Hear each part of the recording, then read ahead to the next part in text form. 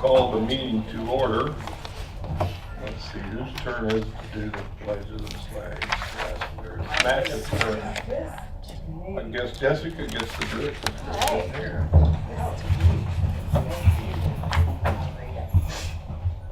I pledge allegiance to the flag of the United States of America and to the republic for which it stands, one nation, under God, indivisible, with liberty and justice for all.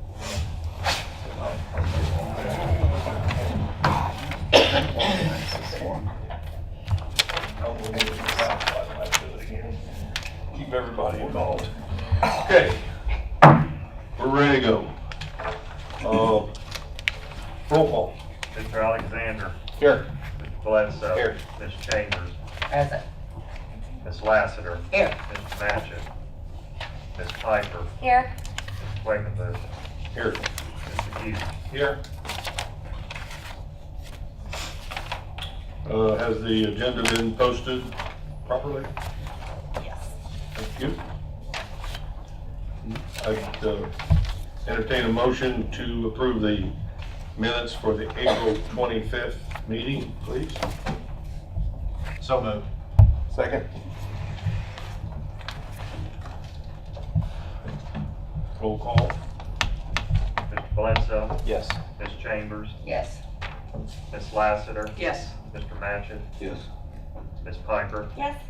Mr. Alexander. Yes. Mr. Quakenbush. Yes. While we're on the minutes, Mr. Matchett, after the meeting a day or two, sent me a nice email and pointed out that we were going to discuss the drop program and it was in the minutes, so I owe Mr. Bledsoe an apology for not letting him know that I had taken that off of the agenda. I talked to several of the members and no one seemed to be ready, but I should have called you also, so I apologize. Okay, we'll move on to the financial agenda. Okay, you want to do transfers first, or? Oh, how do we do that? No, financial first. Okay. Let's see.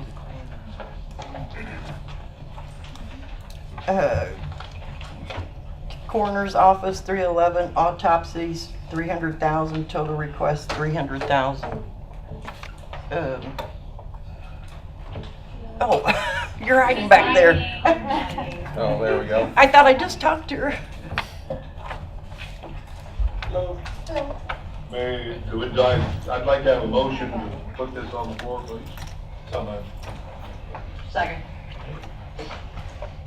Okay, that's Larry and Jane. Okay. If you want to address the council, please. State your name. Irene Hyatt, secretary in the coroner's office. The council have questions? There were, just from the finance meeting, there was some discussion about whether they needed this whole 300,000 now, or if we couldn't find another place to take a portion of that from, but we didn't have anybody at the finance meeting to ask the questions to from the coroner's office that day. I think you guys were both busy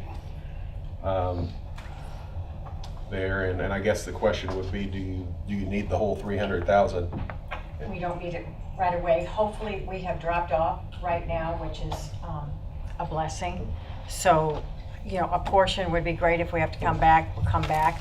But whatever the council could give us, because we're just about out.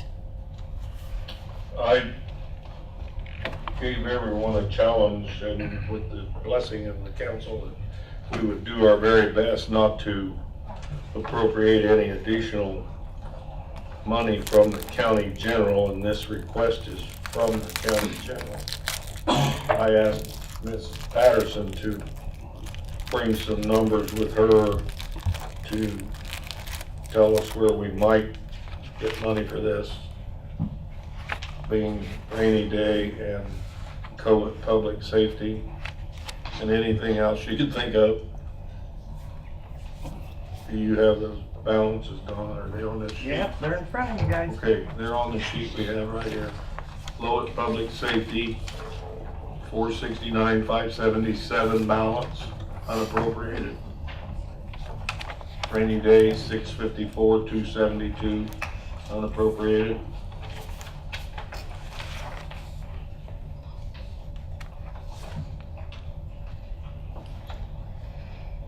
Cuban Bridge, could we get it out of there? Any comments from the, It's almost a stretch for me to take it out of public safety. well, I asked Mr. Hughes to research that. Did you find out whether we are allowed to do that or not? The statutory definition in the Lowell statute is public safety is a police and law enforcement system to preserve public peace and order.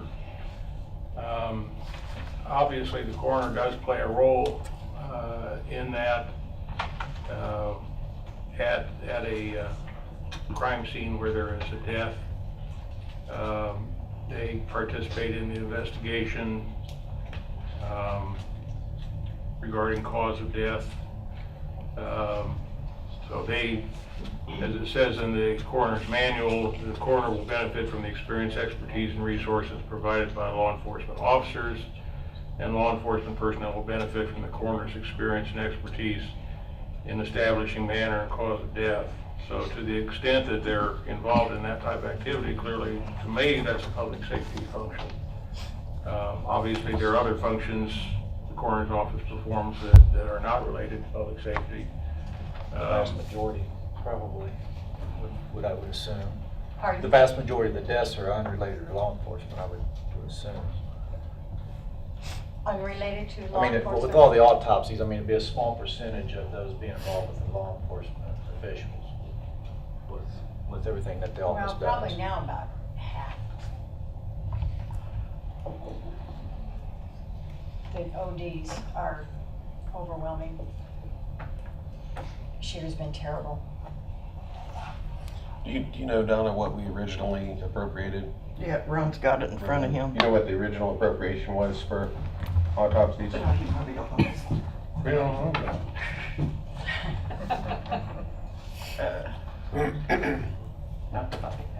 Okay. Originally, they started the year with 112,000. Currently, unless Irene's brought some bills down since this, there's $18,324. Last year, just for your information, they started with 169,000. I don't know why it was cut, but they started with 169,000 for the whole year, and they had $7.84 left. So they spent 168,992 in the first 4 months of this year. They've spent almost 100,000 compared And to I just took down- 168 for the whole year last Yeah, year. I just took so- down 8,000 yesterday. Okay, so she's down to $10,000. So they've almost spent in 4 months what they spent for the whole year last year. And that's just nothing that we have any control over. I wish we did, but we don't. Well, I would entertain an amendment to this amount, if anyone so feels, and hopefully that you might consider not making this appropriation very high so that we could at least have a month or two to think about taking it out of another account. But that's up to the body. What would get you through the month? Fortunately, we slowed down. I'd say if we could, through a month, I know that's a guesstimate. it's a guesstimate, say 20 to 30,000, just to get us through a month, and then you want us to come back, see where we're at. Well, we'll do a little research and find out whether or not that can be, I'm not sure if it can be taken out of public safety. I feel the same way. I'd like to not take it out of there right at this point. 30,000 would be a safe. Yeah, that would be safe. Okay, but, I mean, I don't want to say you must use county general either, but if 30,000 is only gonna get her through a month, then she's gotta come back we gotta re-advertise, we're talking a whole nother month at the end of the month, which would be the end of June, which means she wouldn't get the money till sometime in July. She could already be out of money.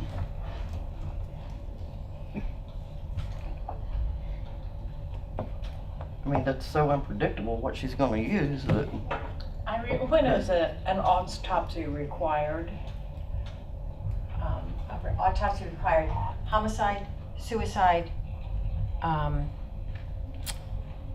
unwitnessed death. Actually, there's a lot more that we could do that we don't do. That Scott ends up talking to the doctors. If there's some medical history, even if it's slight or if it's an older person, which we're required to do if it's an unwitnessed death. But if they're older and the doctor feels comfortable signing it, we are signing them off. And we really shouldn't. I mean, we're saving, he saves a lot of money, even though it doesn't look like it. And this is the most cost-effective. Autopsies are $1,200 a piece. But if we had to go to Fort Wayne or Indianapolis, then we'd have to talk about transportation, and back and forth, it would cost a whole lot more. Now, is the 1,200 for the doctor? I don't know who that's for. I think so. For the forensic, we have a forensic pathologist, which is different than just a pathologist. Forensic pathologist knows, you know, when you're talking about homicide or accidental deaths or things that we're questioning. Especially when you're talking about toxicology, if we have to have more toxicology, if you're not sure that just a normal toxicology is right, that it might be suspecting that there's a homicide involved. So those kind of things. And a forensic pathologist just knows a whole lot more, has a lot more education than just a regular pathologist. There are very few in the country, and especially in this state. Thank you. Mm-hmm. I have one choice, and that's to call for the question if no one wants to make an amendment. once we advertise this, we have to have Make a motion to change the requested amount to 50,000. Do I hear a second? A second. Discussion on the amendment. The amendment would be to reduce the request to 50,000. Roll call, please, on the amendment. Ms. Chambers, yes. Ms. Lassiter. Yes. Mr. Matchett, Yes. Ms. Piper, Yes. Mr. Alexander. Yes. Mr. Bledsoe. Yes. Mr. Quakenbush. Yes. Okay, now, any further discussion Where are we going to take the 50,000? Where are we going to of get the general fund? That's where it's Okay, all right. advertised.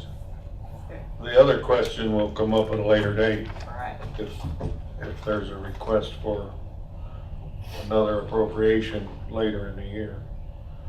So, in seeing no further discussion, I'll call for roll to appropriate 50,000 for 311 autopsy lab and x-ray for the coroner.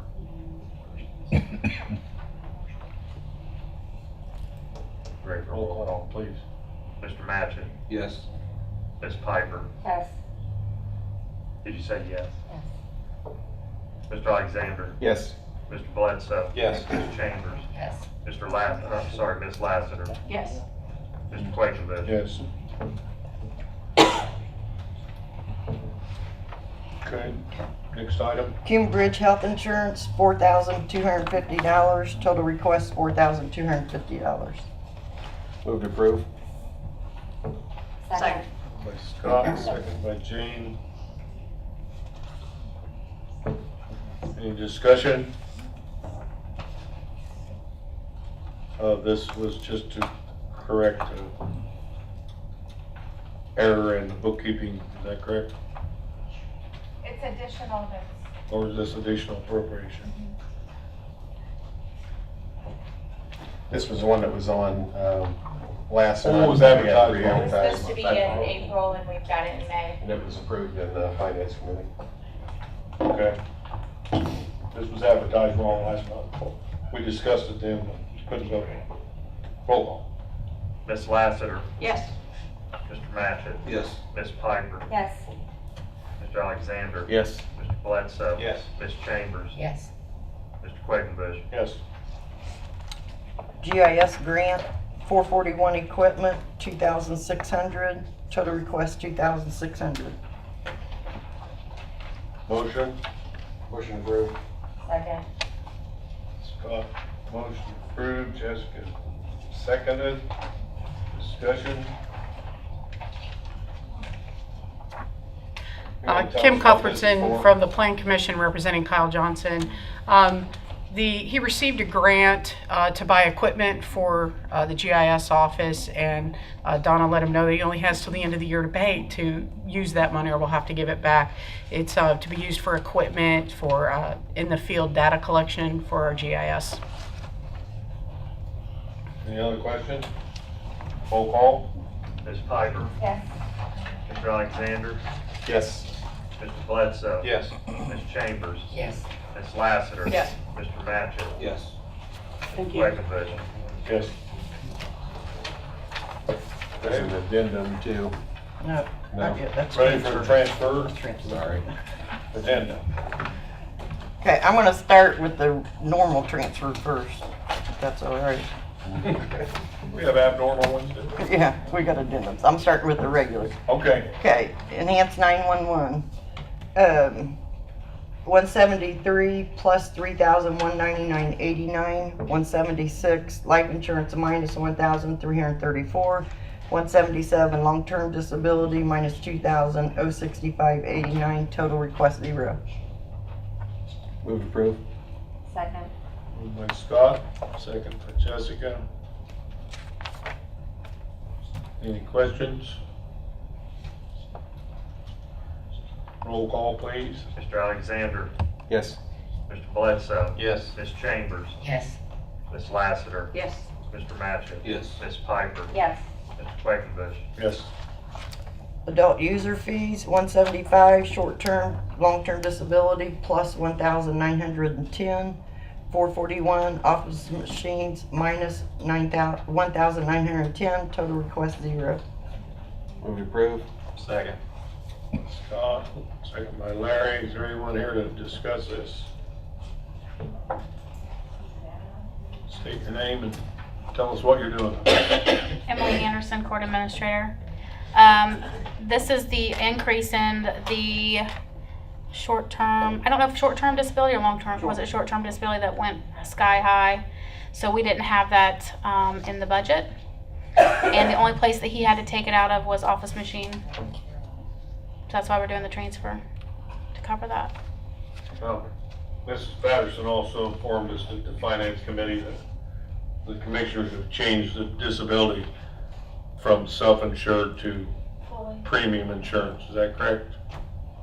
I didn't, Rick did. Oh, Rick did. I'm sorry. I don't know about that. All I know is the money went up. I guess you made the comment the money went up. Okay. Yeah, we did change the policy from Okay. self-insured to the fully insured. I didn't mean to accuse you of anything. No. Just remember, you told me that everything went up. Why? Okay. So, any questions? Roll call, please. Mr. Bledsoe. Yes. Ms. Chambers, Yes. Ms. Lassiter, Yes.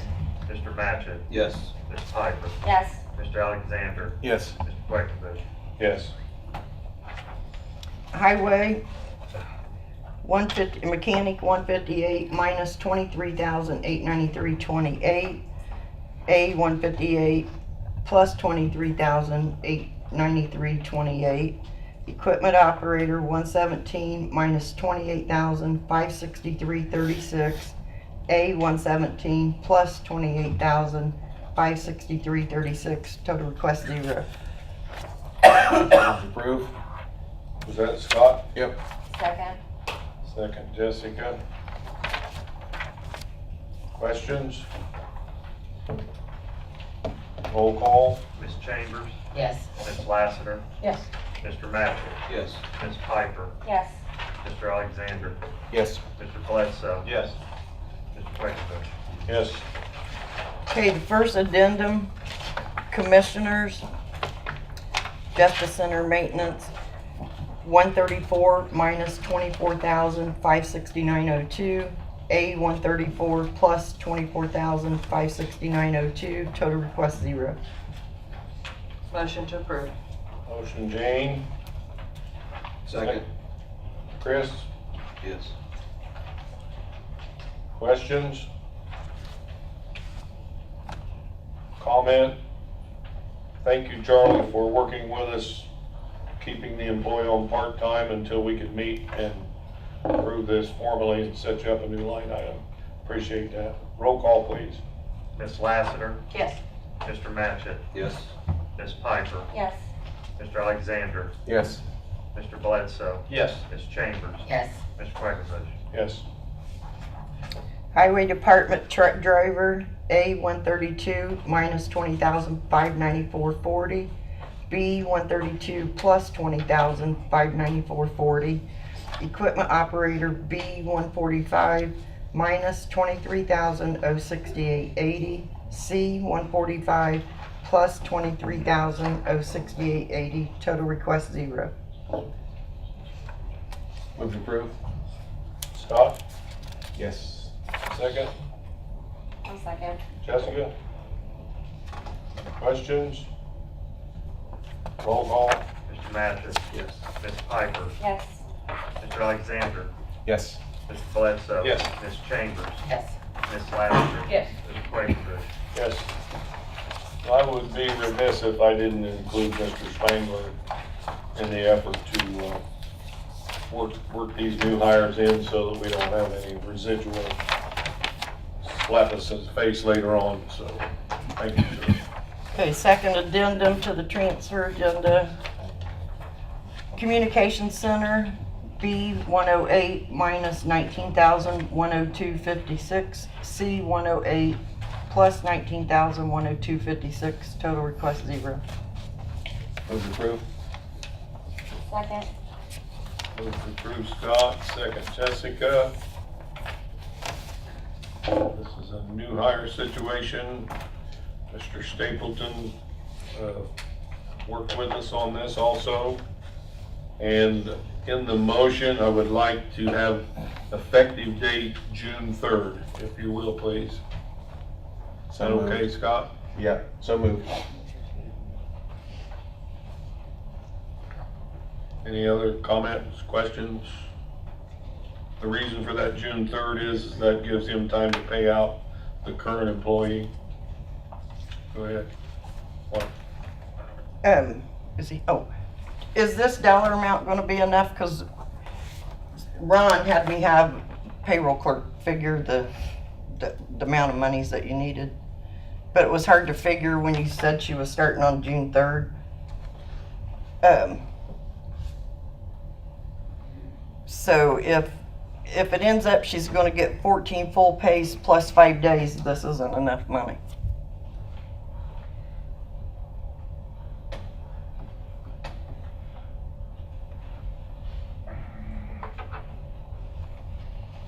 Paul Singleton, Director 911. This is after the payout.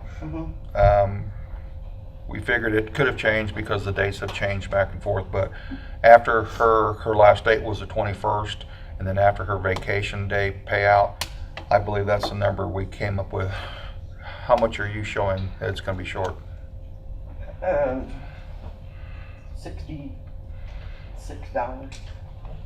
How much? $66. Six. But it depends, that's the problem, with her starting on June 3rd, which is a Saturday. Elizabeth, there would be 14 full pays, plus either 3 days, 5 days, 4 days, we don't know how many days to add, because she's starting on a Saturday, based on a 10-day work week. So, I'm just gonna give you these examples.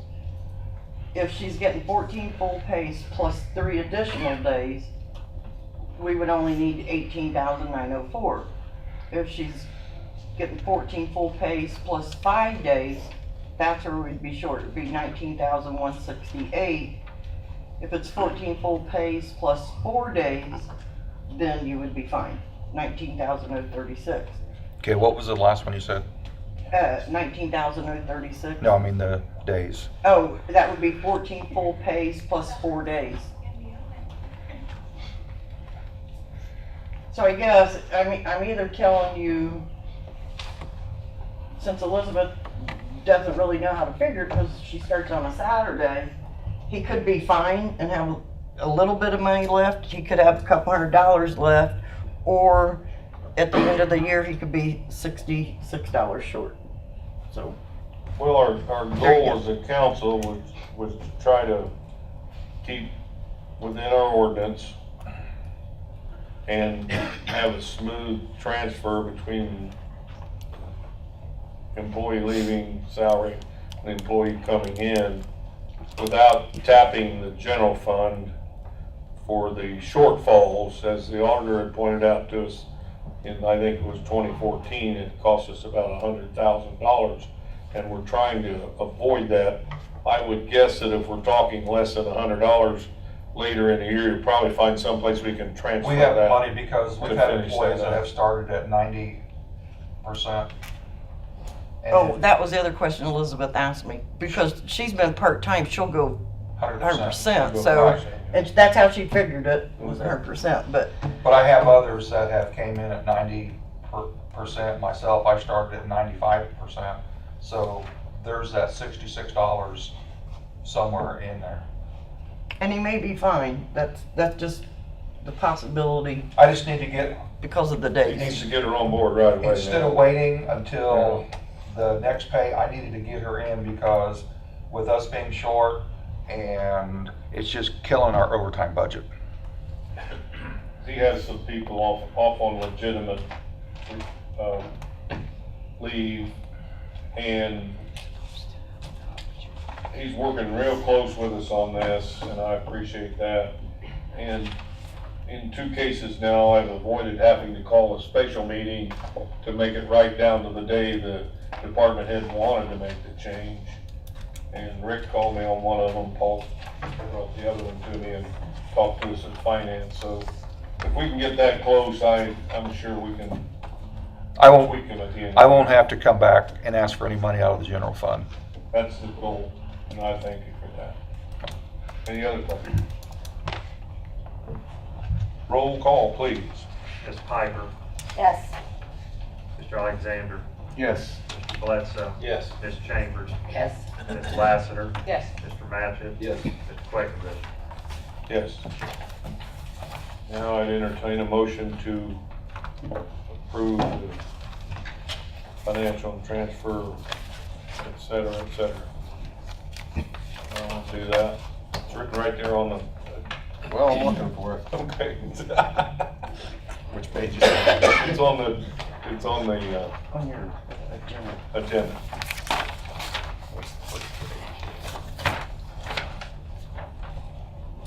Find it? I don't know. It's not on there. It's on mine. You wanna make a motion? I'll read it to you and you can so move. So I'll entertain a motion to approve the financial agenda transfers with like reductions and to amend the salary ordinance. So moved. Thank you. Second. Moved by Scott, second by Larry. Any other discussion? Roll call, please. Mr. Alexander, Yes. Ms. Bledsoe, Yes. Ms. Chambers, Yes. Ms. Lassiter, Yes. Mr. Matchett, Yes. Ms. Piper, Yes. Mr. Quakenbush. Yes. Okay, moving right along, anything on tax abatements? Not much of that going on right now. Don't think we have any appointments. Personnel, do you have anything? Nothing for Mr. Spangler? We have a young lady by the name of Molly Hunt that would like to make a presentation about what she's up to at the Purdue Extension office, and she's on. All right, good morning. My name is Molly Hunt, and I'm the Health and Human Sciences Educator for Purdue Extension. So thank you for allowing me a brief space on your agenda to provide you with a brief programmatic update. So the programs that Extension Health and Human Sciences offer can be kind of nebulous to some because my programming changes with the needs of the community. So I provided you with a handout highlighting retrospectively what has been done during the last fiscal year, and then also prospectively what I'm looking forward to doing in the 2017 and 2018 budget year. So we know that the drug and opioid epidemic is ravaging our state and is nationwide, and so I wanted to highlight kind of Purdue Extension's response to that. After a great deal of needs assessment and communicating with various community partners and law enforcement, I have partnered with Meridian Health Services to integrate our educational research-based programming into their maternal health treatment program. So you might be aware that that is for mothers or expectant mothers who are diverting from a felony charge from opioid use. And so they're receiving a great deal of programming through Meridian Health Services' new program that kicks off this June. And so I will be providing a lot of life skills training and education for participants because they don't necessarily have the knowledge or skill base to reintegrate in a positive pro-social way into the community. So additionally, there will be parenting classes, the hope to keep those children out of the DCS and foster care system that we know is a drain on our financial resources, cooking classes to help the nutrition and health of those families. And also the main goal is to, again, reintegrate these folks successfully into society with those pro-social skills. So on the other end of that, from kind of a multifaceted approach, is that not all parents or children mothers are going to get clean. Not all of them want to get clean. And so the other end of it is that I will be offering a kinship care training program because our foster care system is inundated with children who can't be cared for by their biological parents because either they're incarcerated or they're just not willing or able to get clean at this point. And so I will be offering with some Purdue campus specialists a training approved by the Department of Child Services to help kinship parents kind of unpack the trauma that these children have faced and help them deal with the adverse childhood experiences that these children have faced because kids who have lived through this, they kind of have a special set of needs and sometimes their behavior acting out, they need help working through it, and the people who are thrown into taking care of them also need help.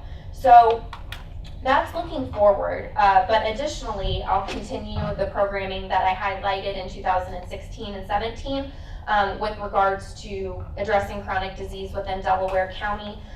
We do rank 87th out of 92 with regards to health rankings, so we're not the healthiest county in the state. And we know that businesses, prospective businesses that are looking to establish somewhere, look at whether or not a county is healthy because that county's health and it impacts their healthcare dollars that they're going to spend on their employees. Having a healthy and robust workforce is important for our county as we move forward. So just a quick stat, we know that, for instance, I spent a lot of time doing diabetes education for residents. If you see me running through the county building with Walmart bags, it's because I'm getting ready to do healthy food demos, not personal shopping. So in Delaware County, we have over 12% of our population that's been identified as diabetic, and that's just over 10,000 people. We spend about $13,700 a year on those people with healthcare costs.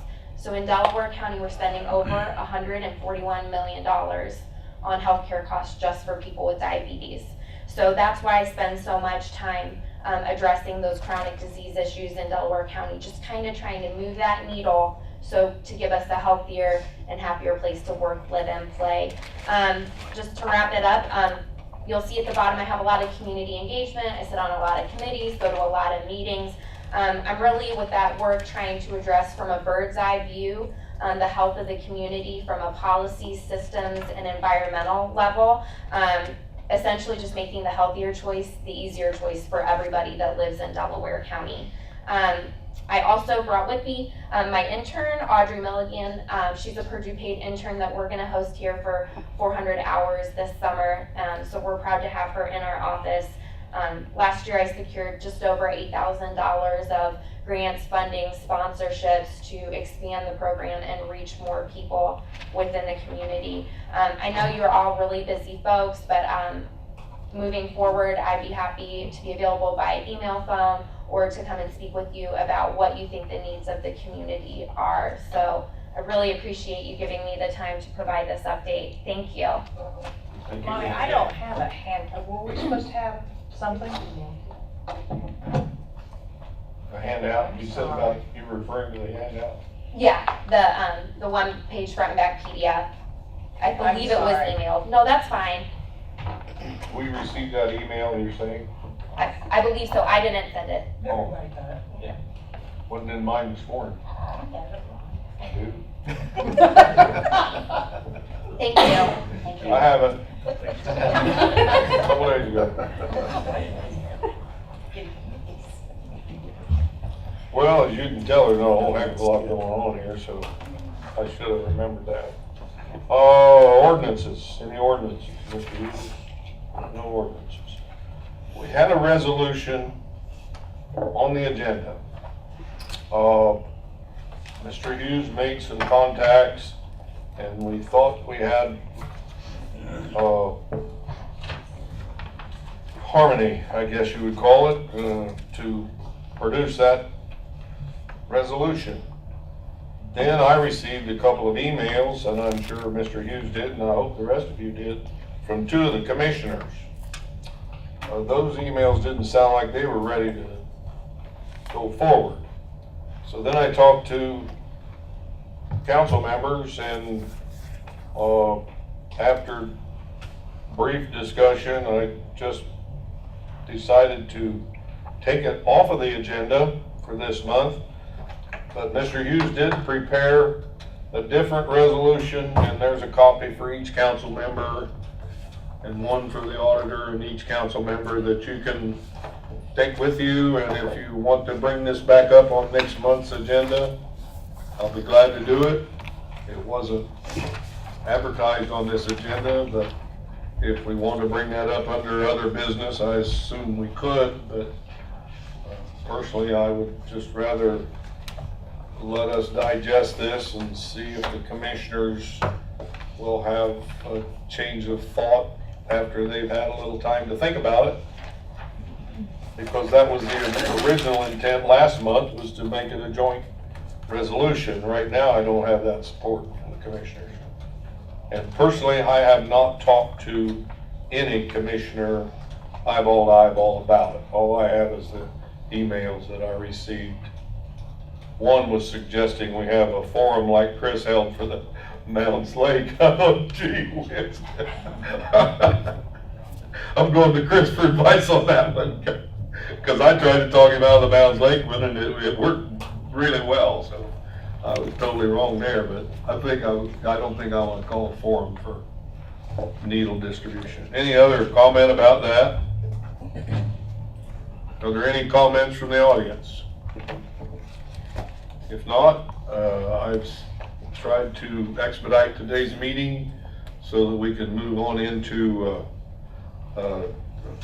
full discussion of the request from the county sheriff to consider a drop program for the sheriff's deputies, etc. Mr. Hughes has had a lot of time to correspond with Mr. Brown. Mr. Brown is here today to talk to us, and from there, I'd like to turn the meeting over to Mr. Hughes and let him somewhat carry on the conversation so that I can be on the same line as the rest of them. Is that okay with everybody? No objections? Floor is yours.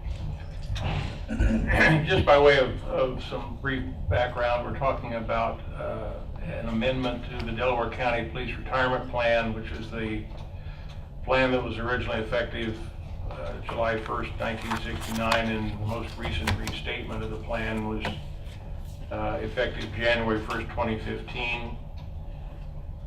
McCready and Keene provides the actuarial services to the plan according to their most recent published plan summary, which was 2016, although 2017 is, I think, virtually ready to be published. But as of 2016, there were 43 merit employees actively participating in the plan, plus 30 retired participants, 4 beneficiaries, 2 terminated employees, 6 dependents, and 1 disabled participant receiving benefits from the plan.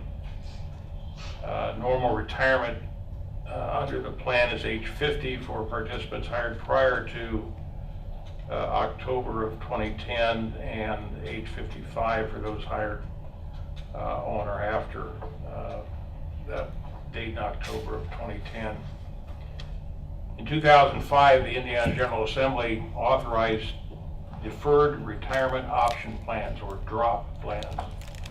Under DROP, a retirement plan participant may make an irrevocable election to enter the program, at which point his or her retirement benefit is frozen as of the date of election, as to salary and as to years of service. No further employee contributions are required or permitted after the date of election.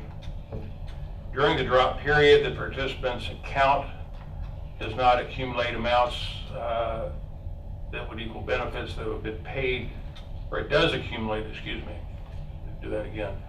During the drop period, participant's account accumulates amounts equal to the benefits that would be paid if the participant had retired as of the date of election.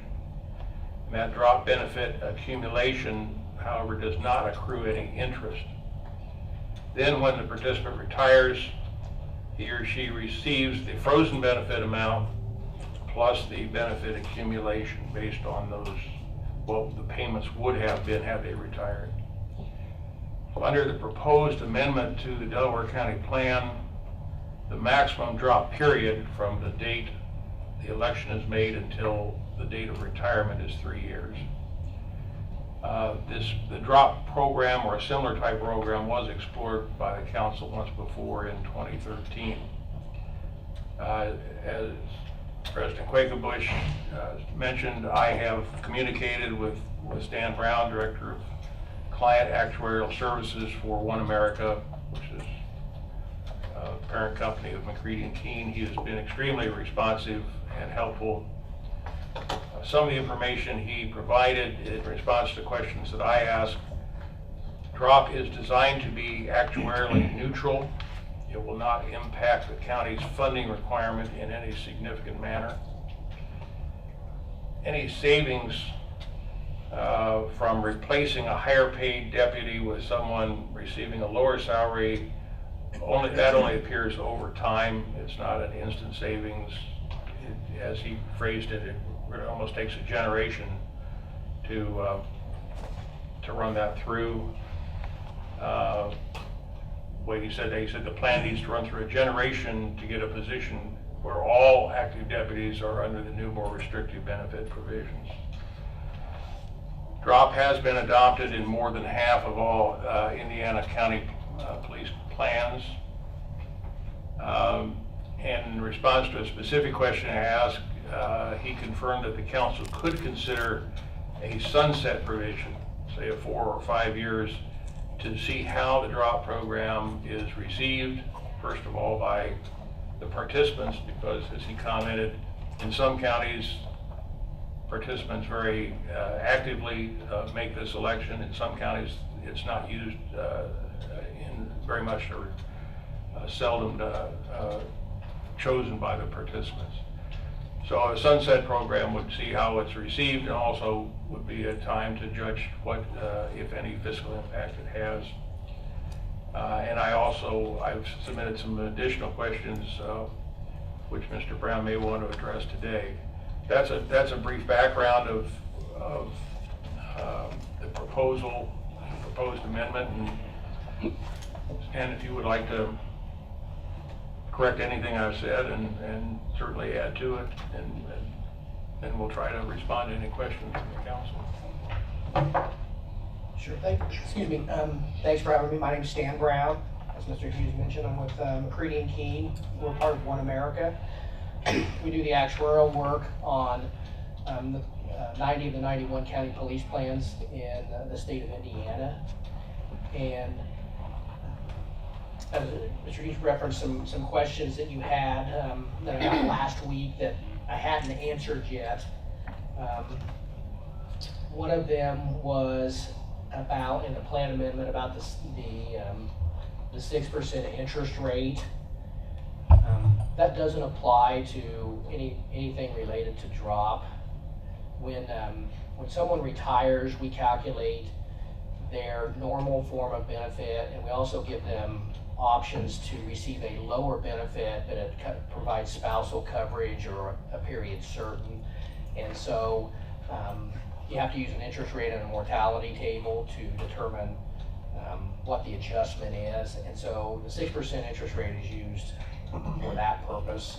For drop, if an officer exits drop and retires and wants to have his drop accumulation paid as a monthly benefit, the plan is going to use market interest rates to determine that, market interest rates, and a updated mortality table that's released every year. So that's item, I don't know if everybody has the plan amendment, that's item number, item number 1 in the plan amendment.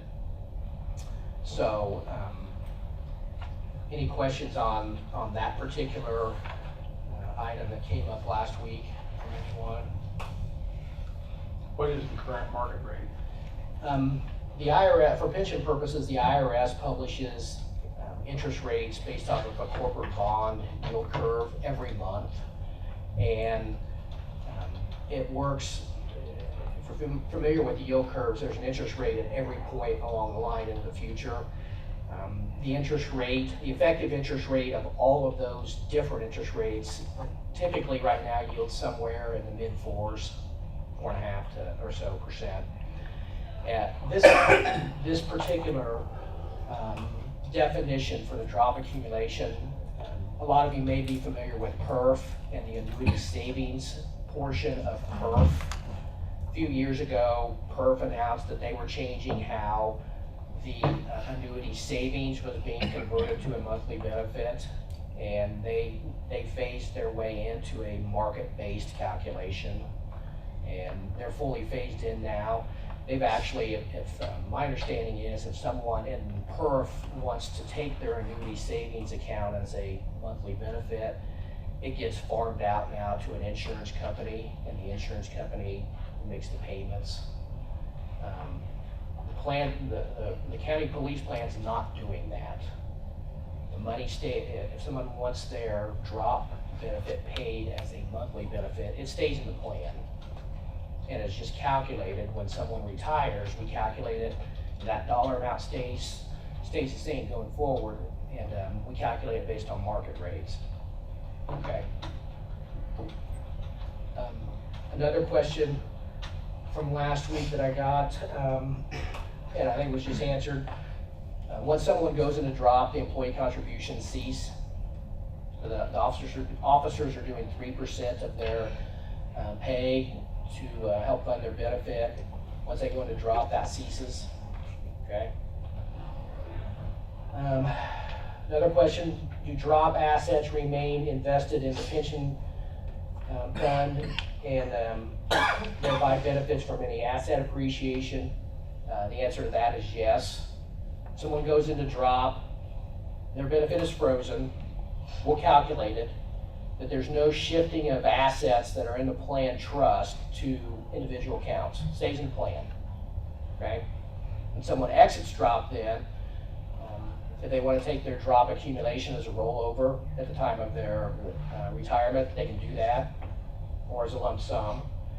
But it's always part of the trust. So someone's in drop for 3 years and their plan assets do 10% a year. That money that's going to be used to pay their benefit 3 years down the road has been able to take advantage of the 10% earnings each of those years. Now, it works the other way too. Assets go down, it's still part of the plan. But there's no separation of benefits that are going to be paid in the future from the trust. They stay in there.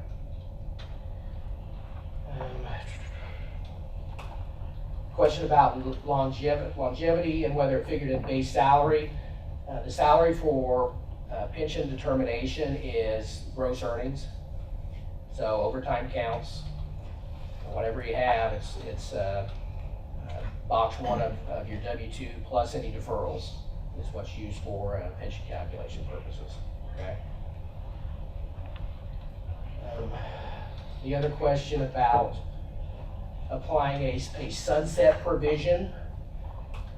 The none of the counties that have drop have it, but if I correspond back with Mr. Hughes that we don't see anything in the statute that would prohibit it, and we know how to put it in place administratively if that's what you want to do. And it's, maybe not a bad idea, just to see, how many people take advantage of it, what the plan looks like down the road, and the key is the county, has to continue to fund, at least what the minimum requirement is every year to make this an apples to apples comparison. An apples to apples meaning where's the plan stand now and where's the plan stand at the end of the sunset period. Okay. All right. Those were the questions I had last week that I brought with me. Anything from the council? I'd like to ask a question, if I may, get a little bit more clarification on why we're here and my question. I've met with Stan back in November prior to taking office to get educated on the funding mechanisms of the plan and the actuarial responsibilities of the council, because as commissioner I wasn't following it that close. After that meeting, during that meeting, it was suggested that a drop could be beneficial to help, a tool to help the plan, from my understanding. And then Ron and I met again with you guys, I don't know, it was maybe December, I'm not sure. February, I think. February. Yeah. And, we discussed the funding contributions. My question is obviously we're all concerned about the minimum amount of funding that was required, but the 2016 actuary funded percentage, we funded it at 63.9% from this paper that you give us, and in fact it's on the lower end of a funding. What that number is a typical measurement of where a governmental pension plan falls in terms of how well funded it is. And so the assets at that point in time were about 63% of one of the plan's projected liabilities.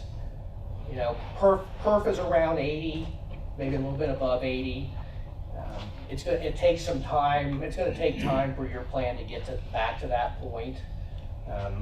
Consistent contributions, good asset performance, or at least what's expected, what the actuarial assumption is, and it's not going to be fixed overnight. 1 or 2 years isn't going to do that. I think the concern is, and my concern too, is if the drop. I guess my question I had in the email, I think I asked with Captain Holding, was the fact that if we maintain the actual 63% annual contribution rate, which is what we're doing. Well, actually, the last couple of years, there's two different things. The plan is about 63% funded. The county's been putting in at least 100% of the minimum required contribution. That number's around $1.2 million, give or take. Right, 1 point. Yeah. So you've been funding it the last few years according to the statute. You've been putting in what your actuarial report says. That has to continue. Right. Drop works just like someone's retiring. Except they're not. Their benefit is the same, as what it would be if they just walked out the door and started drawing it. Exactly. Well, I guess I feel at ease knowing that if they enter drop, they could leave today, so it's the same thing. So it's not like, as long, They're we're not still, getting any more with our benefits. history of funding and where we're at, the drop is still something that can financially help the plan with being cost neutral. Yeah, someone enters drop, they're not accruing any more benefits. And to be able to enter drop, you have to be at least age 50 in this plan. You have to be at retirement age. Now, newer hires since 2010, retirement age is 55, so we're not talking about anybody that fits into that category now. This plan has, maybe a third of the active officers could retire right now. Some of them will go into drop if you put it in, almost assuredly, but it's not for everyone, because you're setting an end date as an active participant entering drop. You're setting an end date for your participation in this plan and your employment as a merit officer. With the age 50 retirement age, you may not see a whole lot of people who get to age 50 and want to go into it right away, because you're done. You have to leave after 3 years at 53, and health insurance is the $1 million question for all of us before age 65. But you may see some of the officers who are past 50 go ahead and enter drop. And what happens, they do that, yes, their employee contributions cease, but no more benefits accrue, and you're also not replacing them yet with someone new into the plan who you would have to start funding for a benefit. Now, the new people don't cost as much as someone who's been in the plan for a while, but you're not bringing anybody new in. But if they just retired, you would, in all likelihood. And so you've got some savings there. When you do get someone new in, they're at a lower salary. Maybe adding drop helps with the health insurance side. You get people to finally set an end date to retire by going into drop, and you're replacing them, and your health insurance roll-ups look a little bit different. But the key to making sure the plan's where you want it to be funded wise in 3 or 4 years is to keep making the contribution, because there's going to be either retirements or people going to drop, but you're still going to be paying out benefits. Does that help? Yeah, answer Well, that's my concern. We didn't do that last year. We only funded it about $800,000, and I look at these projections going out, and I'm still trying to get my mind wrapped around the drop program, that if we say we have 5, 10, or 15 that decide to take the drop program, this has to affect those numbers, because those are people that we would not have anticipated that might be retiring, and that's what I'm trying to get my head wrapped around. We do our calculations anticipating that anyone who's at retirement age, at normal retirement age, that they're going to retire in the next year. We assume that. So the contribution reflects that. If someone retires or goes into drop, their benefit's the same. Now, granted, if they retire, it's going to come out once a month going forward from the date they retire. They go into drop, their benefit's frozen. It's not going to come out until the end of the drop period. But over that period of time, the same amount of money would come out, whether these people retired or whether they went into drop. So your projection is that all of those 15 are eligible. Do you project that they may all retire when you make your projections? Yes, when we do our, we So collect. that's why you say that it's, what do you call it? Cost neutral. Cost neutral? Right, well, I mean, it's Because cost, you're already plugging that in? we've already got it factored in, but it's cost neutral primarily because your benefit, whether you retire or whether you go into drop, it's the same. Your monthly benefit is the same. It's frozen and calculated at that point in time. The only thing that happens here, the only difference between drop versus just going straight retirement is if you retire, you get it once a month. So let's just look at the first 36 months. You're going to get 36 monthly benefits. If you go into drop, you get nothing until the 36th month, and then you collect all of what you would have gotten as a retiree, same dollar amount over that period of time. Once you retire, then if you Then take you the go- monthly, you get, Then you get some kind of interest Right.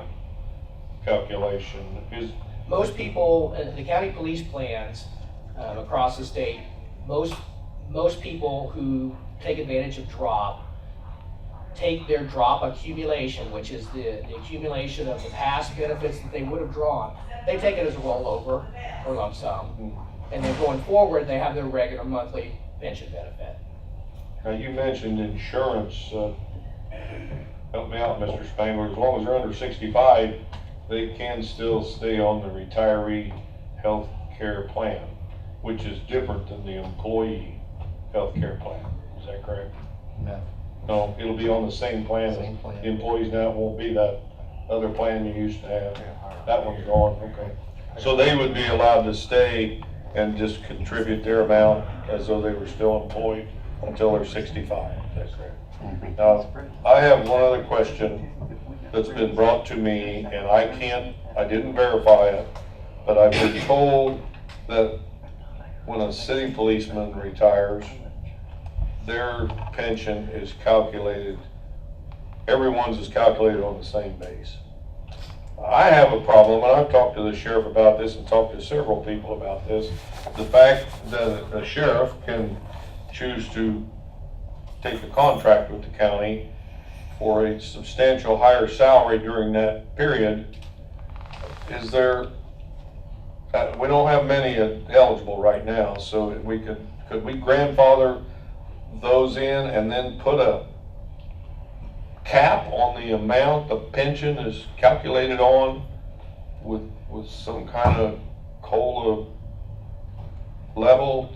Say the highest paid person over there now is, I don't know, $50,000. Could we put a cap at 55, and anybody that retired, their pension would be calculated on 55 or less, whatever they're making? Right. Could that be done in this amendment? Yeah, the plan amendments approved by fiscal body, which is county council, sheriff, and the merit board. So I'm gonna speak in hypotheticals. There is a statutory limit on how much compensation can count for pension purposes. It's what the state pays the county prosecutor. So it's like 141,000. Okay, there we go. I like That's the, yeah, that's I'm going That's the wrong there. way. I want to go the other way. that's already there. But the plan can have its own plan limit. I'm not suggesting what it is. If I'm it- just saying, if it gets can that be addressed? And then, and in fairness, then that individual, whomever that might be, while they're serving as sheriff, would only put the 3% in against the lower amount also, not against the higher amount. And I'm just, and I don't know whether anybody believes me or whether they understand where I'm coming from. I've been called everything from condescending to know-it-all to whatever. I'm a thinker and I like to do my homework, but I'm trying my best to make sure this pension is good 20 years from now, because I know that some of the things we've done while I've sat on this council have harmed it. And I'm trying to maybe rectify some of those harms that several of us have created, including the deputies. They didn't participate for a while. So that's been my goal. Now, maybe I come off wrong when I'm doing it, but I want that on the table. That it's not anything has any effect on this man sitting right here. I'll never participate in your plan. I hope if I need to call you, you'll get there. That's all I can say. That's the only benefit I'll have. Sheriff Ray doesn't. Well, I've called you everything but a know-it-all, so just so you know. Just, I call him Dad too, so everybody knows this. Like Mr. Brown told you, I think if we went along the lines of every other county and we did the sheriff's pay to the 90% of what the prosecutor makes, I think that would be the time that we would discuss a pension plan for me. I think I've been pretty fair in the last 3 years of sticking with Sheriff Scroggins' pay, which is a much lower pay than what the state says a minimum of a sheriff should be paid. So I think that probably in latter year or part of the year next year, when I negotiate with the commissioners, that's something we can discuss all about. Well, my amendment, though, not my amendment, my thought of in this amendment we're preparing would grandfather, like we did a few years back in that amendment, it would grandfather you and Mr. Sheridan and anyone before you, which there are none before you, under the way it is now. Right, but that any future sheriffs would be like the 55 age change. We would have a cap for any future elected sheriff. Being that there's an option for a sheriff in Indiana to have a contract with the county, I don't think I legitimately can actually talk for any future sheriffs that we have. They may want to go back to the old plan and not have a contract. That'd be their prerogative then. Yeah, absolutely. So I can't. But I can't say that I can agree to any future sheriffs to what their retirement pay should be after being sheriff. Well, I'm not asking you to. I'm asking Mr. Brown if we can okay, put that clause in there for the future. And again, I'm only trying to protect the amount of dollars going out.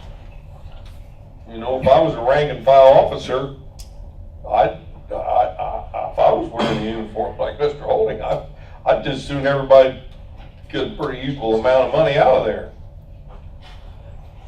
Pretty obvious. Well, I think it should be the goal of every sheriff's deputy to run for sheriff someday and hopefully get it. Okay. So it's a higher job. You know, there's a lot of stress and stuff involved in this job. So everybody has an opportunity to make it wherever they want to in their career, whether it be the sheriff's department, the prosecutor's office, or county council, or auditor, or whatever. So I think it's their prerogative where they achieve and where they go in life. Do you not agree, Mr. Breakbush? I wear a different hat than you do. I'm a fiscal body, and I have to look at the dollars and cents and not even think about the individuals. I have to think about it from the point of view as what can the taxpayer afford in the future. And see, I've seen this pension plan go from a point where I sit right in this room, sit right over there where Chris is, and heard Mr. Brown's predecessor tell us that we would probably never have to contribute to this fund again. I don't think that's exactly what they said. I've got it verbatim in the minutes. And I got it in my briefcase, but it'll take it a while to dig it out, but I have it. Please dig it out, or since Don is saying yes, I would like to see that, because I would like to see It was where they said, that. and Mr. Brown and I have had that out more than once. We can't go back and cry over spilt milk. Right. But Mr. Brassard was our attorney at the time, and I remember when I made my vote to approve it, I said this: okay, if this is what you guys want, I'm gonna vote yes. I did not want to vote yes at that time for what happened. And then the council got real bullheaded for several years, and I've got that right here too.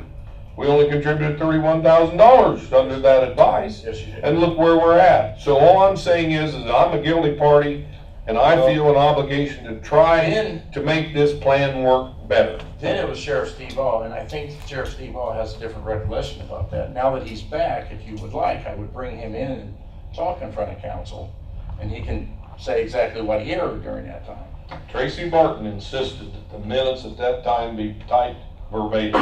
We've got them verbatim. They're right off the transcript. If you'd like so, next month I'll bring Sheriff Ball in and he can discuss that. Well, I don't think we need to discuss it. You can look at it, and I think you'll have the asked and answered. All right, thank you. Sorry, guys. Anybody else? Yeah, you know, with this being cost neutral and in the long term could help the pension, it seems like a no-brainer. So I'm going back to 2013, I keep questioning myself, why did we not approve it then? I believe there was some talk of an officer going through the program after the 3 years and retiring and then hiring back on under contract with no benefits, keeping the same position. There was some talk or intention there that we couldn't agree on. Is that even a possibility? I have to get with Sheridan's. You have to be a merit, you have to be a merit officer or sheriff to participate. And the IRS views very unfavorably non-retirement retirements. But it happens every day. Just They get around it. But could that be a stipulation? Chris, I think we'd call that discussion. Could that be a stipulation in this document? That once they go on full retirement, they can't come back on as a... Well, if someone retires out of this plan and gets rehired, the plan already says their benefit has to cease until they retire again. Oh, okay. So if they came back on, they As an wouldn't get active the participant benefit? in this plan, their Okay. benefit has to cease until, they retire again. And then we, recalculate, but in most situations, people may have already reached the 32-year service maximum, so they wouldn't accrue any more benefit other than salary increases, and in all likelihood, their benefit would not change once they retire again. I think the question, I guess, that the amendment that I provided last week doesn't address is when the sunset period, how far it runs. So we'll have to clean that up if you move forward on this, whether it be, 4 years, 5 years, whatever. That's something they've got to come up with too, so, okay. I have a question. Yeah. So, Mr. Hughes made a comment that there are a lot of participants in some counties and not many in others. Will we be able to be provided with examples of each one of those counties where maybe we could reach out to their council to see what they think of the program and how that's working for them? I'd have to talk to the sheriffs there, but I wouldn't know why not. One of your neighboring counties that's decent size has it, and as he mentioned, there are some counties that have had it since it became part of the statute and have never had anybody participate because it's not for everyone. The hazardous duty jobs have pension plans that have earlier retirement ages than PERF. That's just not an Indiana thing, that's nationwide. And it comes back to health insurance. And we point to that a lot because you gotta either have to have something to go to, another job that has benefits, or you gotta be able to pay for it. And the drop accumulation helps people do that. It helps people pay for it. Couple of things. Is that something that you can get to those counties that are on that you can get to us? Who has it? Is that what you're asking? Who has drop? Yes, yeah. A little more than half. I mean, I can give you. Would you be able to let us know what counties are on drop? I'd have to check to see. I know it's public record, but is it public record coming from the plan's actuary or coming from the plan sponsor? That's the key. Okay, and you may have said this in your presentation, but when they take the drop program, they don't pay the 3%. Right. I understand that. Are salary increases or anything like that a part of it? They lock in it? Their benefit is frozen. Okay. It literally is like someone has retired. They just have not started drawing their benefit. And it wasn't clear on the longevity.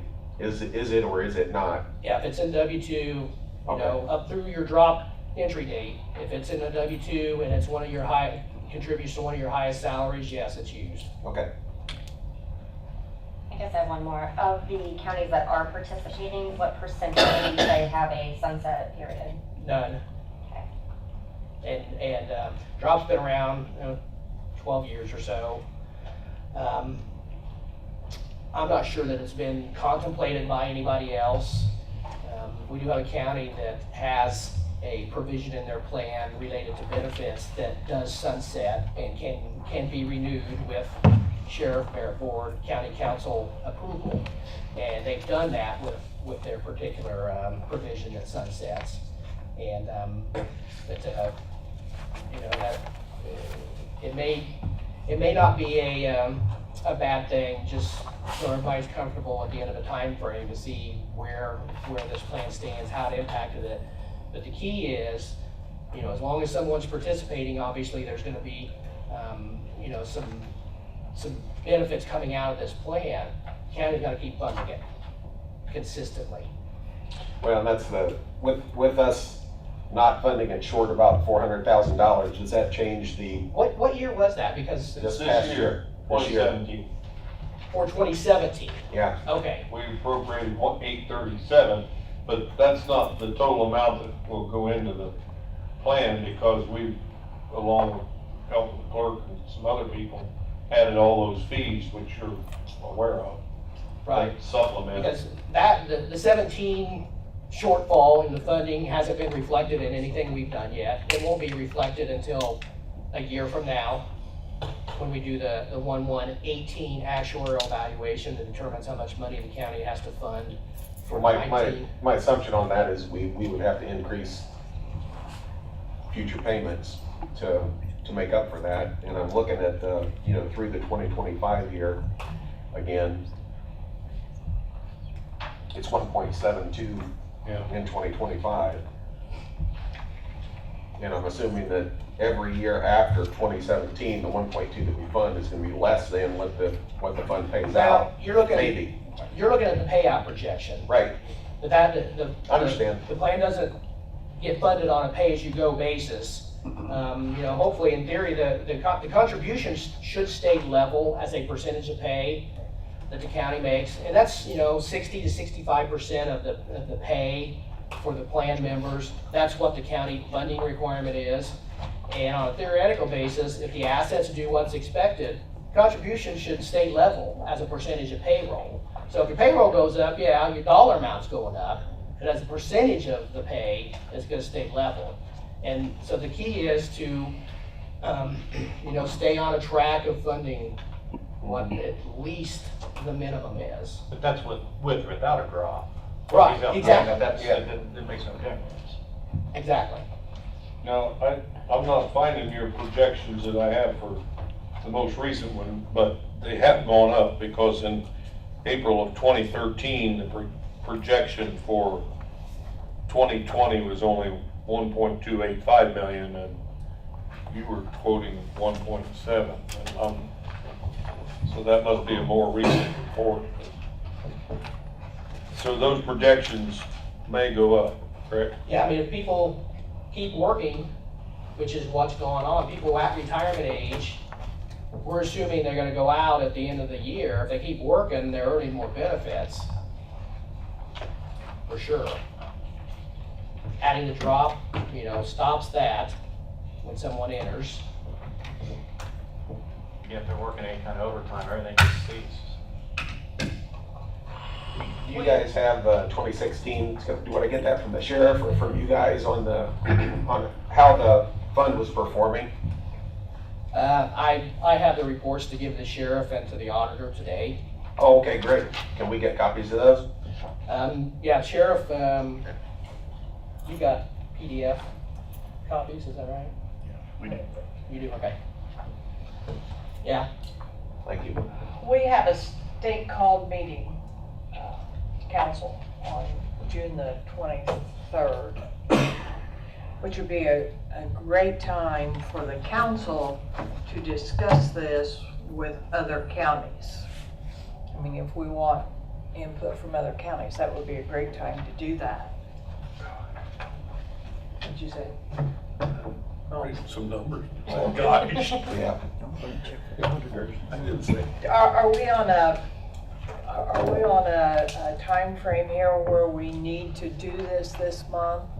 Or can we wait until we have discussion with other counties to do this? The plan amendment doesn't have a specified effective date other than the first day of the month after it's been adopted by everyone. So the only thing that we would have to change in the document that you have is to add a sunset provision if that's the route you go. Would that be a problem with the sheriff? As I understand, Mr. confused too.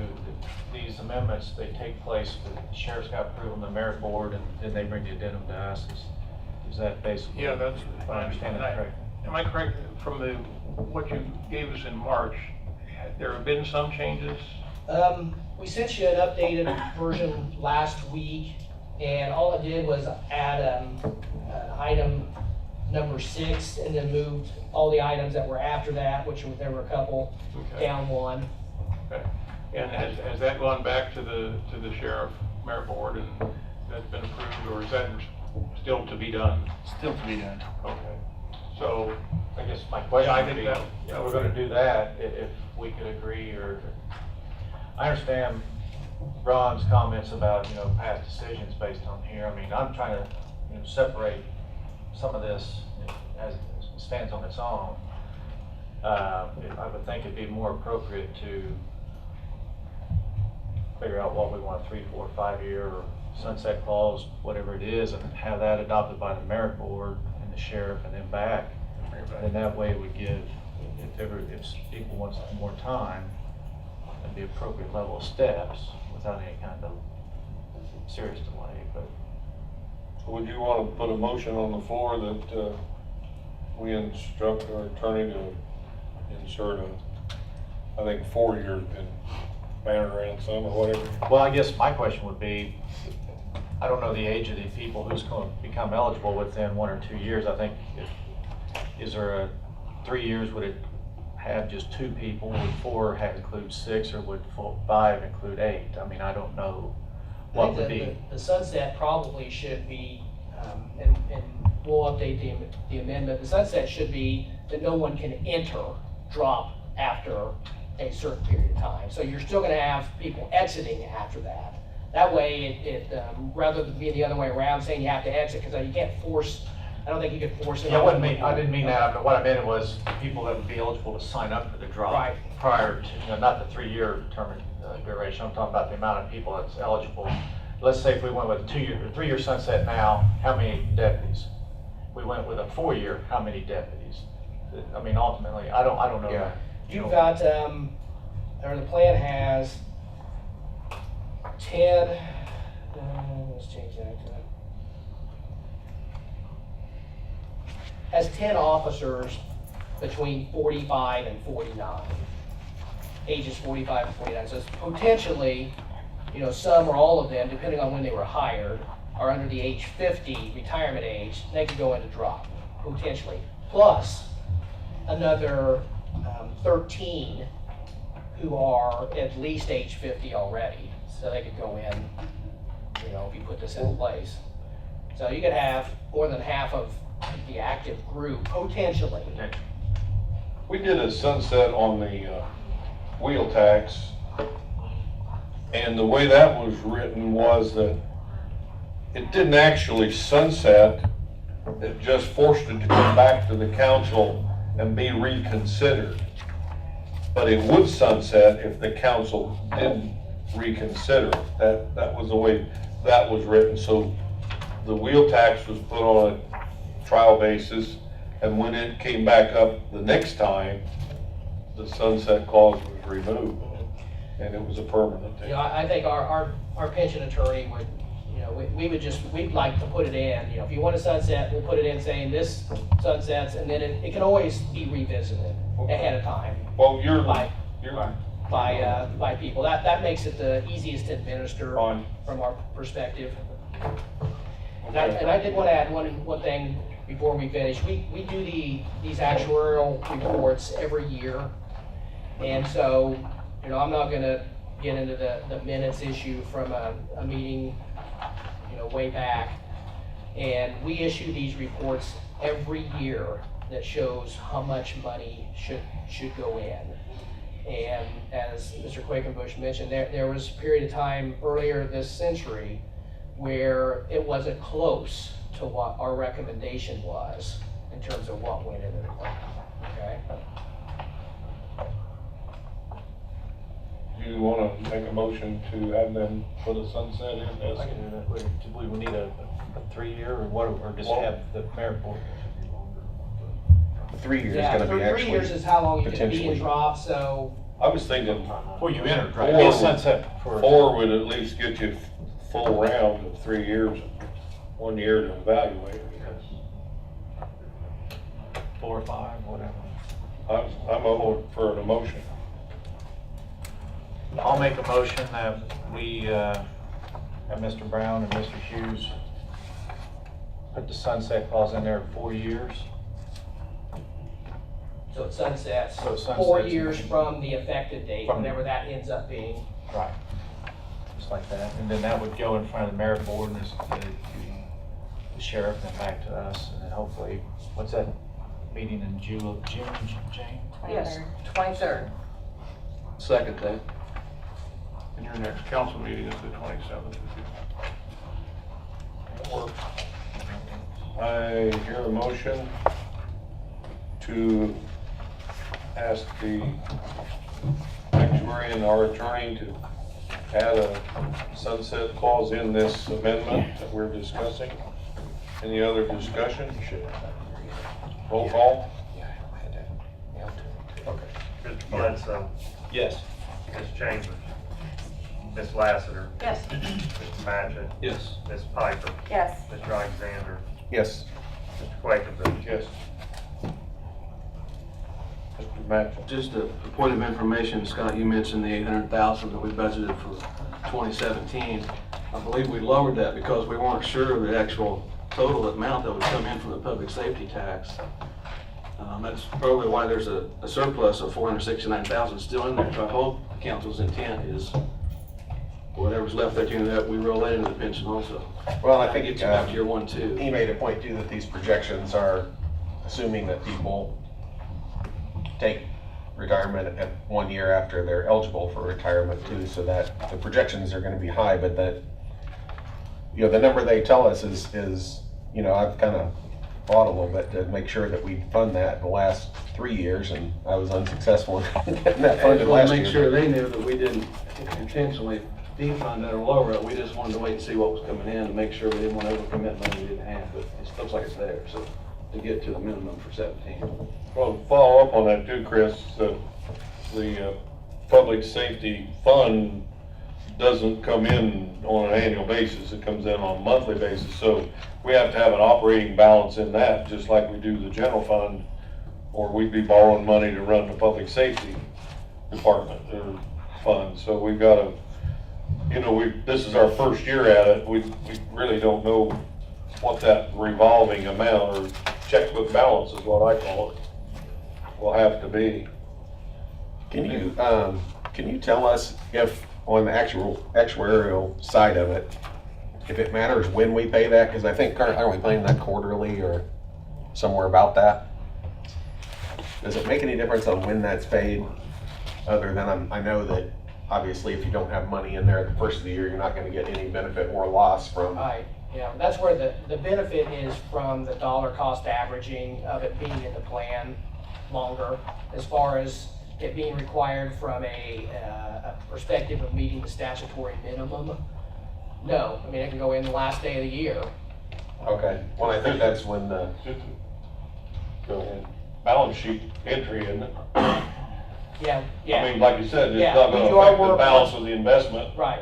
It won't take any money out and You know, set it if over you- here in another If basket. you put $1 million, and you know the contribution requirement a year ahead of time, so, our 1117 report has determined the 18 funding.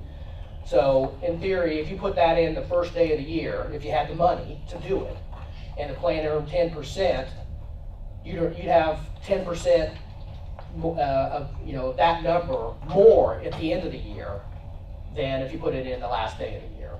and if it lost And 10%, if it lost, vice it goes versa. the other way, right. Since it's coming out of Lowell, it's coming in monthly, so you have to pay it.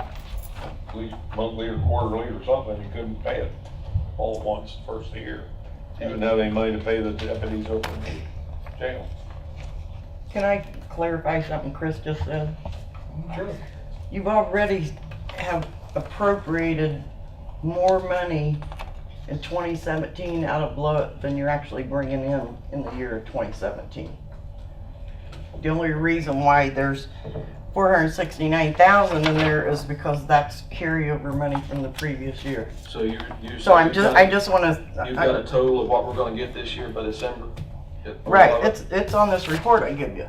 And if you look at that, you appropriated $1,829,000 originally. You did additional appropriation of 100,000, so that's $1,929,000. We're only receiving $1,908,000 this year. Okay. So you're Thank you. spending your carryover from the previous year already. I just wanted to clarify that because I didn't want you to think. Yeah, I'm glad you reminded I us. didn't want you to think there's 469,000 extra coming in this year. You've already budgeted, you've exceeded what's coming in this year. You're already starting into your surplus that carried over. We're into our operating balance Yeah. already, which is how we got in a jam on the other funds. And we gotta have money there the first of the year, regardless of whatever. If the sheriff's got 10 deputies that's getting paid out of that fund, and say our first paycheck's on January the 5th, I'm just picking a day, I haven't received any money in there yet. Cause it comes monthly and it comes around the 10th of the month. So you gotta have carryover money to fund that at least for a month or two because of the way it's paid out. We will make payroll. Yeah. Anybody else? Thank you, Mr. Brown, for your time and your clarification. You cleared up a couple of things for me today that have been wandering around up here, floating in limbo. Council members have anything else to say? I have one thing I'd like to do if no one objects. I would like to change a member of the council as liaison to the sheriff from yours truly to Scott Alexander. Scott seems to have a pretty good rapport. He's been talking with Mr. Holding. I think maybe it might be, we'll just give that a try. Scott's agreed to do it. Anybody opposed to that? Anyone else? I'm gonna go back to this state called meeting for the council. It is a state called meeting, which means it is paid out of unappropriated money.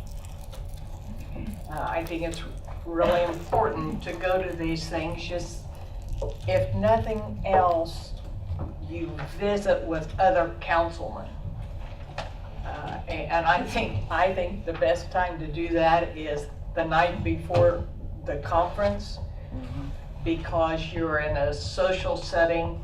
I think sometimes people speak more freely when they're in a social setting than in front of a group. So I would encourage everybody to go. The county pays for the hotel if you want to go the night before. But anyway, I think that these are important. And I think we might even contact either State Board of Accounts or the Council Association and ask if there's somewhere that they could work in a drop discussion or maybe even a roundtable discussion the night before about the drop program. I'm pretty comfortable.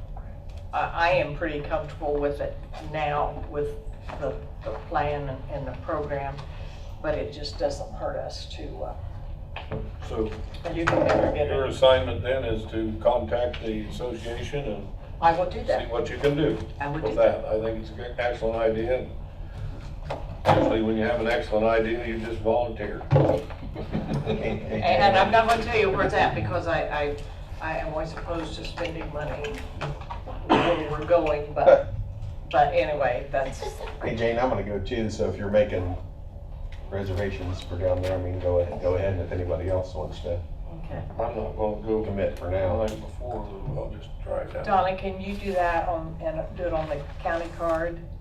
I can't till I come back. I'm leaving here in just a few minutes for the rest of the week. Send an email out. Can you? I'll take care of it, I just need a copy. You just tell Steve he does it for us. He's a good guy. Anyone else?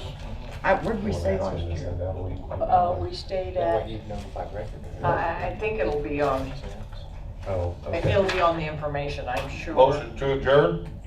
Second. No, I can't make the motion. I'm looking for a Motion to adjourn. Motion is Chris, second Jane. Done.